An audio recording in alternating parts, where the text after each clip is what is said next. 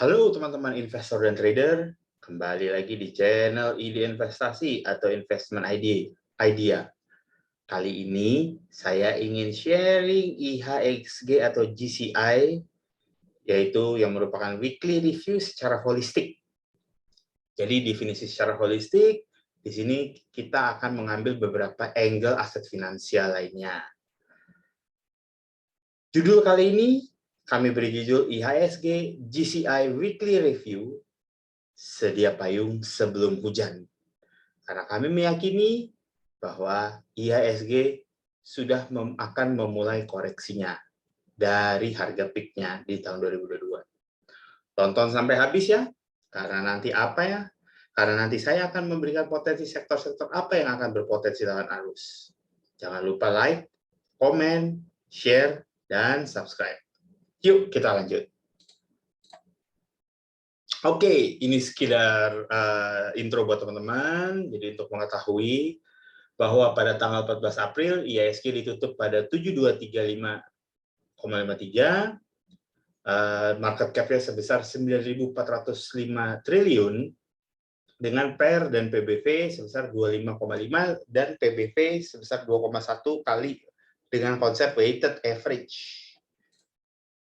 Oke, nah ini versi saya, yaitu valuasi IHSG, di mana semua target upper IHSG itu sudah terkena atau sudah tercapai, dan ini sudah saya bahas jauh sebelum kejadian, yaitu pada tanggal 10 Maret ya tahun 2022,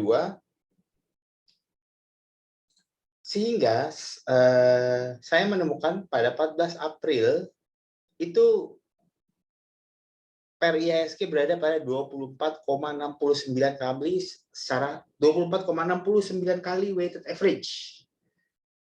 Jadi kalau dilihat-lihat, perhitungan saya ini agak miss karena per IHSG saya lebih rendah daripada, kalau kita kembali sedikit, lihat, ini perhitungan dari IDX sendiri, yaitu per IHSG sekarang sudah 25,5 kali dengan konsep weighted average. Ini ada di website IDX. Nah, kemudian kalau karena saya menggunakan asumsi, maka per saya ada pada 24,69 kali. Jadi kita berbeda 1 poin.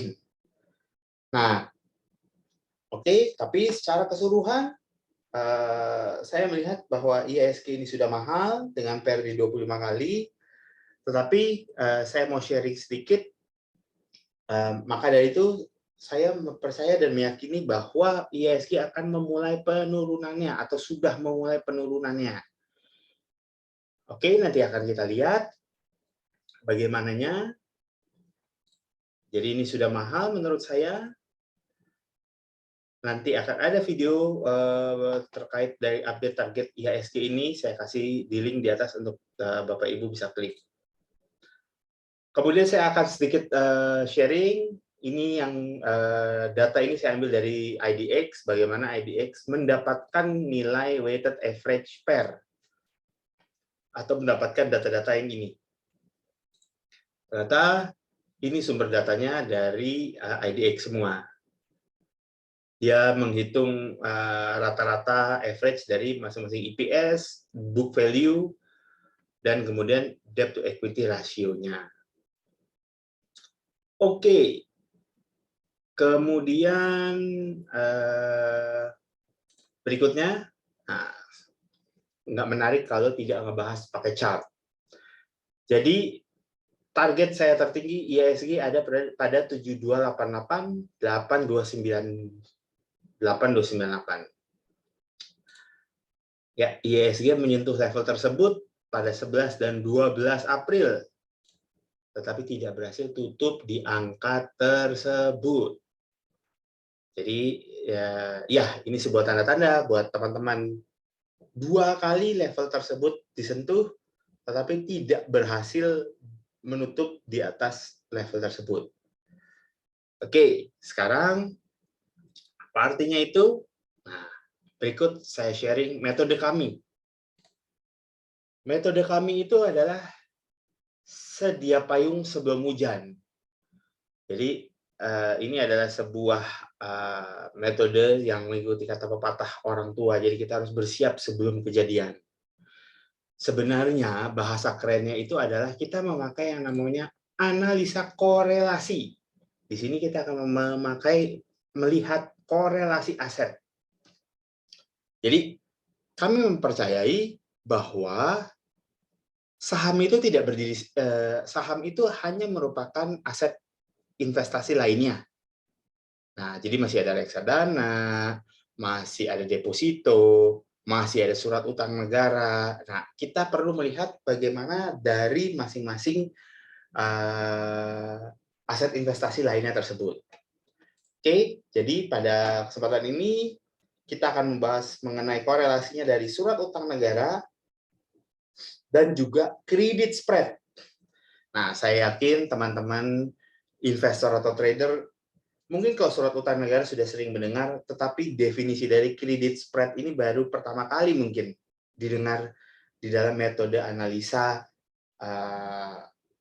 untuk melihat IHSG. Tapi nanti saya akan coba share dengan mudah, dengan singkat, supaya Bapak Ibu bisa langsung paham atau mendapatkan pemahamannya. Oke, sebelum saya masuk mengulas surat utang negara Sun, yang harus dipahami oleh Bapak Ibu investor atau trader, dari gambar saya berikut, jadi nanti Bapak Ibu bisa melihat, bila yield itu naik, maka price turun. Di sini price ini harga bonds ya. Yield ini yieldnya bonds. Yield itu adalah ekspektasi imbal hasil. Kemudian bila yield turun, maka price naik. Nah, jadi ini kebalikannya. Ini harus dipahami oleh Bapak Ibu. Data yang saya tunjukkan semuanya akan menunjukkan yield. Berarti kalau yieldnya turun, price-nya naik.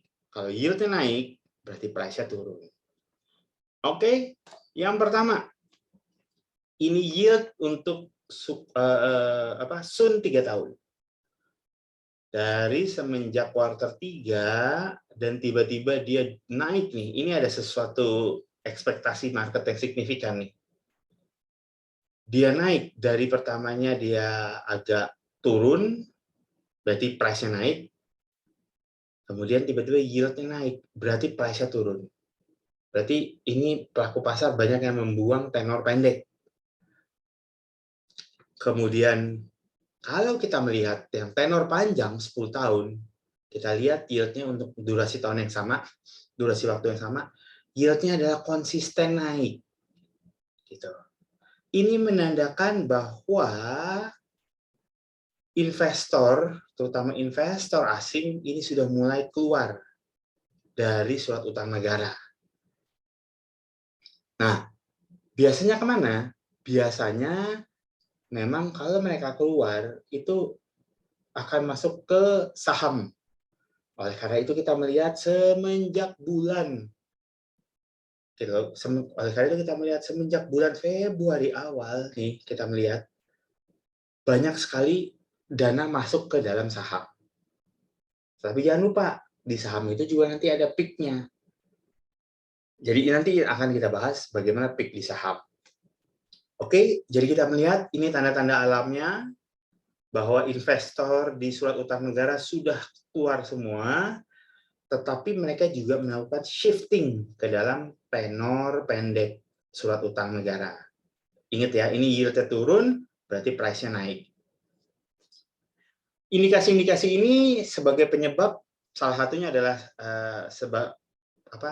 kenaikan Fed Fund Rate atau suku bunga Amerika yang diharapkan juga akan naik lebih cepat, akan dinaikkan lebih agresif, dan ekspektasi pelaku pasar akan kemungkinan dinaikannya 7 days reverse repo oleh BI dengan target sebanyak 4 kali. Karena inflasi ditargetkan akan naik sampai dengan 7% untuk di tahun ini. Itu baru estimasi ya. Jadi tapi market itu sudah bereaksi duluan. Seperti ini. Nah, ini adalah bagaimana market melihat suku bunga itu atau inflasi itu ke depannya. Kita bisa melihat dari bonds market. Nah, memang saham belum kelar karena saham itu masih jalan dengan memakai valuasi tahun 2021. Jadi faktor inflasi seperti yang saya sajikan di video ini, faktor inflasi itu belum terprice in. Itu yang saya yakini. Ya, karena itu berikut saya berikan tanda-tanda lainnya. Oke, mungkin teman-teman baru pertama kali mendengar kenapa kredit spread itu dipakai di dalam metodologi untuk menghitung investasi pada saham. Saya sedikit kasih definisinya ya. Jadi kredit spread itu berguna untuk melihat cepat imbal hasil aset berisiko pada negara. Sorry, ini pada negara bukan negara. Pada negara yang mempunyai risiko lebih besar dari negara United States. Oleh karena itu, kredit spread itu memakai kredit spread dengan US Treasury. Saat ini, pada level kredit spread yang saya lingkarin merah ini, kredit spread itu sudah setara dengan 1 tahun JIBOR. Ya, kita lihat ya. 1 tahun JIBOR ada di 4,07, kemarin sempat di 4,07. Ini artinya apa, teman-teman? Ini artinya bahwa berinvestasi pada aset beresiko di negara Indonesia yang mempunyai risk lebih tinggi daripada Indonesia, nilai return-nya sudah 0.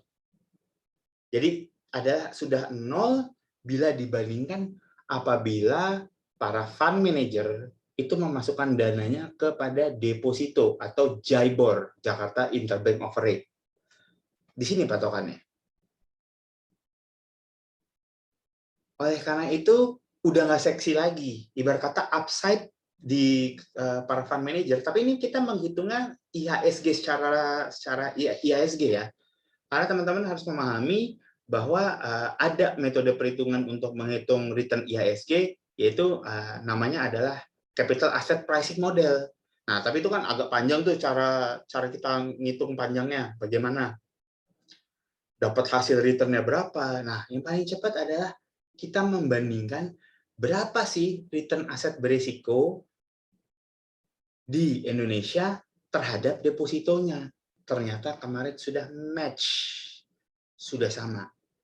Jadi ini yang menandakan atau yang men-trigger bahwa IHSG sudah bersiap atau malah sudah akan memulai penurunannya. Karena level IHSG sudah tidak ada upside lagi atau tidak seksi. Nah, terus teman-teman pasti akan berargumen, tapi kan nggak semua saham akan turun. Yes, betul. Oleh karena itu, saya sharing juga potensinya yang akan melawan arus. Berikut kami sajikan Jakarta Composite Index Movers dari nomor 1 sampai dengan nomor 30 berdasarkan tanggal 11 April. Saya kasih highlight yang saya estimasi akan melawan arus. Yaitu pertama sektor teknologi, energi dan basic material saya masih netral. Kemudian consumer goods cyclical dan non cyclical. Ini consumer goods cyclical ini adalah di dalamnya adalah Unilever, INDF dan lain-lain ya. Dan consumer goods non cyclical adalah agriculture atau CPO. Kemudian saya meyakini bahwa transport dan logistik juga akan melawan arus. Saya kasih link videonya di bawah ini untuk Bapak Ibu dapat melihat review saya sebelumnya, di mana saya telah memprediksi estimasi akan mana yang akan melawan arus pada saat IHSG turun. Oke. Kemudian bila ada pertanyaan dan komentar, silakan memberikan komentar pada video di bawah ini. Dan terima kasih telah menonton sampai akhir. Semoga selalu bisa tetap cuan. Semoga Bapak Ibu bisa sedia payung sebelum hujan, sebelum IHSG turun. Dan disclaimer informasi dari kami adalah kami mempunyai posisi pada beberapa saham penggerak indeks pada harga bervariasi, tapi kami tidak terafiliasi oleh emiten ataupun sekuritas manapun.